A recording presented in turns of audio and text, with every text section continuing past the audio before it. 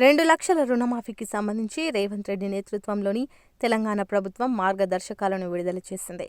కొన్ని వివరణాత్మక అంశాలతో రుణమాఫీ చేయనున్నట్లు కాంగ్రెస్ ప్రభుత్వం వెల్లడించింది. దీనికి సంబంధించిన విధి విధానాలను రూపొందించి నోడల్ అధికారి నేతృత్వంలో 2 లక్షల రుణమాఫీ అర్హులను ఎంపిక చేయనున్నట్లు వెల్లడించింది. రేషన్ కార్డు ప్రామాణికంగా ముందుగా స్వల్పకాలిక రుణాలను మాఫీ చేస్తామని చెప్పింది. రేషన్ కార్డు లేని వారికి ఆధార్ కార్డు ప్రామాణికంగా రుణాలను మంజూరు చేయనున్నట్లు తెలిపింది.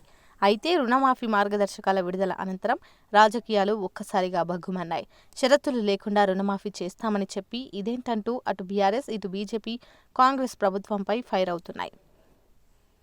రుణమాఫీ మార్గదర్శకాలతో ప్రభుత్వం రైతులను మోసం చేస్తుందని ప్రతిపక్షాలు విమర్శిస్తే, రేషన్ కార్డు ప్రామాణికతపై ప్రతిపక్షాలు రైతులను రెచ్చగొడుతున్నాయని, అర్హులందరికీ రుణమాఫీ చేసి తీరుతామని అధికార పార్టీ స్పష్టం చేసింది. ఈ క్రమంలోనే రుణమాఫీకి రేషన్ కార్డు నిబంధనపై ముఖ్యమంత్రి రేవంత్ రెడ్డి క్లారిటీ సైతం ఇచ్చారు. భూమి పాస్బుక్ ఆధారంగానే కుటుంబానికి 2 లక్షల పంట రుణమాఫీ చేస్తామన్నారు. కేవలం కుటుంబాన్ని గుర్తించడానికి మాత్రమే రేషన్ కార్డు నిబంధన పెట్టామన్నారు. కలెక్టర్ల సదస్సులో భాగంగా ముఖ్యమంత్రి రేవంత్ రెడ్డి అధికారులతో ఈ వ్యాఖ్యలు చేశారు. ఈ నెల 18న ₹1,00,000 వరకు రుణమాఫీ చేయనున్నట్లు ప్రభుత్వం వెల్లడించింది. జూలై 18న సాయంత్రంలోగా రైతుల రుణ ఖాతాల్లో డబ్బులు జమ కానున్నాయి. అదే రోజు రైతు వేదికల్లో రుణమాఫీ లబ్ధిదారులతో సంబరాలు నిర్వహించనున్నారు. ఈ వేడుకలకు మంత్రులు, ఎమ్మెల్యేలు, ఎమ్మెల్సీలు, ప్రజాప్రతినిధులు హాజరు కానున్నారు. రుణమాఫీ నిధులు పక్కదారి పట్టకుండా బ్యాంకర్లకు స్పష్టమైన ఆదేశాలిచ్చారు.